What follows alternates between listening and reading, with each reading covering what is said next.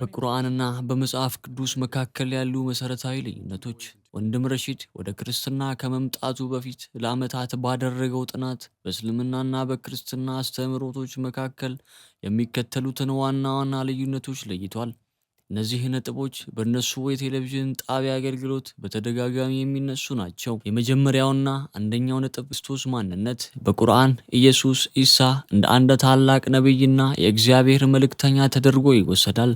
ሆኖም የእግዚአብሔር ልጅ መሆንም አምላክነቱን አይቀበልም። የስቅለትና የትንሣኤ ጉዳይ።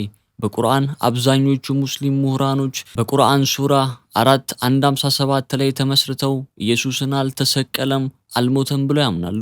ይልቁንም ሌላ ሰው ተመስሎ ተሰቅሏል እንጂ እርሱ ወደ ሰማይ ተወስዷል የሚል እምነት አላቸው። በመጽሐፍ ቅዱስ የኢየሱስ መሰቀል፣ መሞትና በሦስተኛውም ቀን ከሙታን ተለይቶ መነሳቱን የክርስትና እምነት ማዕከል ነው። ያለ ስቅለት ትንሣኤ የኃጢአት ስርየት የለም ተብሎ ይታመናል። ሦስተኛው ነጥብ የድህነትና ጸጋ። በእስልምና ድህነት የሚገኘው በእምነትና በመልካም ሥራ ሚዛን ነው። አንድ ሰው ገነት ለመግባት አምስቱን የእስልምና ማዕዘናት መጠበቅ አለበት። መልካም ስራን ከክፉ ስራ መብለጥ አለበት። ሆኖም የመጨረሻው ውሳኔ በአላህ ፍቃድ የተመሰረተ ስለሆነ አንድ ሰው ድህነቱን በእርግጠኝነት ማወቅ አይችልም። በክርስትና ድህነት የሚገኘው በእግዚአብሔር ጸጋ ብቻ ነው።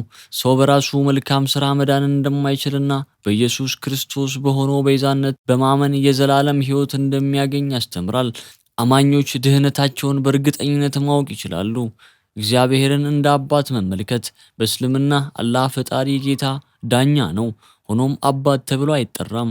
በአላህና በሰው መካከል ያለው ግንኙነት የጌታና የባሪያ ግንኙነት ነው። በክርስትና እግዚአብሔር አፍቃሪ አባት ተብሎ ይጠራል። አማኞች የእግዚአብሔር ልጆች ተብለው ይጠራሉ። ግንኙነቱም የቤተሰብና የፍቅር ግንኙነት ነው። ኃጢአትና የሰው ባህሪ። በእስልምና የመጀመሪያ ኃጢአት የሚባል ጽንሰ ሐሳብ የለም። እያንዳንዱ ሰው ንጹሕ ሆኖ ይወለዳል። ኃጢአትንም የሚቆጥረው ስህተት ሲሰራ ብቻ ነው። በክርስትና በአዳም ውድቀት ምክንያት የሰው ልጅ ሁሉ በኃጢአት ባህሪ ውስጥ እንደሚወለድና የእግዚአብሔር ክብር እንደሚጎድለው ያስተምራል። ጠላትን መውደድ። በእስልምና ዓይንን ስለ ዓይን ቂሳ የሚል መርህ ይሰራል። ለጥቃት አጸፋዊ ምላሽ መስጠት ይፈቀዳል። በክርስትና ኢየሱስ ጠላቶቻችሁን ውደዱ፣ ለሚያሳድዷችሁም ጸልዩ የሚል አዲስ ትእዛዝ ሰጥቷል። ይቅርታና ፍቅር የመንፈሳዊ ሕይወት መለኪያዎች ናቸው።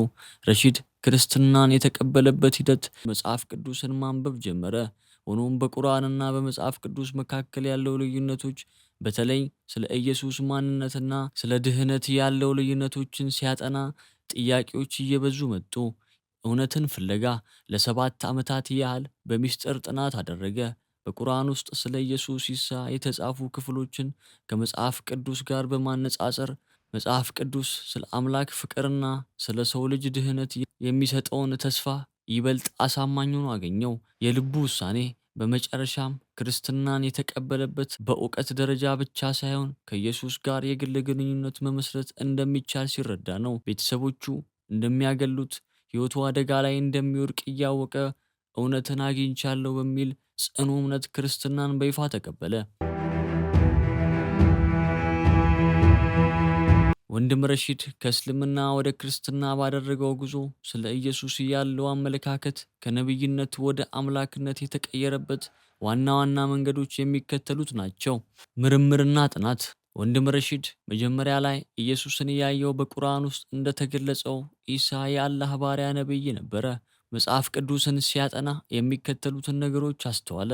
ከኃጢአት ነፃ መሆን። በቁርአን ውስጥ እንኳን ኢየሱስ ንጹሕ ዘኪ ተብሎ መጠቀሱና ሌሎች ነቢያት ይቅርታን ሲጠይቁ መታየታቸውን ትኩረቱን ሳበው። ስልጣኑ ኢየሱስ ሙታንን ማንሳቱ፣ ዕውሮችን ማብራትና በራሱ ስልጣን ይቅርታን የመስጠት ብቃት እንዳለው ሲረዳ ከነቢይነት በላይ መሆኑን ተገነዘበ። እንደ አፍቃሪ አምላክ በእስልምና አስተዳደጉ እግዚአብሔር አላህ የሚያየው እንደራቀና እንደማይደረስበት እንደ ጥብቅ ዳኛ ነበር። ነገር ግን ወንጌልን ሲያነብ ኢየሱስን ይመለከታል። ራሱን ዝቅ አድርጎ እንደመጣ አምላክ ሰውን ፍለጋ ወደ ምድር መውረዱና በሰው መካከል መመላለሱን ለረሺድ ጥልቅ አስገራሚ ነበረ። ጠላቶችን እስከ መውደድ ድረስ። ኢየሱስ በመስቀል ላይ ሆኖ ለተሰቀሉት ሰዎች የጸለየው ጸሎት አባት ሆይ የሚያደርጉትን አያውቁም ይቅር በላቸው የረሺድን ልብ ነካው። ይህ አይነት ፍቅር ከሰው በላይ የሆነ መለኮታዊ ፍቅር መሆኑን አመነ። የራእይና የህልም ተሞክሮ ብዙ ሙስሊሞች እንደሚመሰክሩት ሁሉ ረሺድም በጸሎትና በጭንቀት ውስጥ በነበረበት ወቅት ኢየሱስን በራእይ እንዳየው ይናገራል። ሰላም ሰጪና በህይወት ከፍተኛ ጭንቀት በነበረበት ጊዜ ኢየሱስ በህልም ወይንም በራእይ ተገልጦለት ታላቅ ሰላም እንደሰጠው ይገልጻል።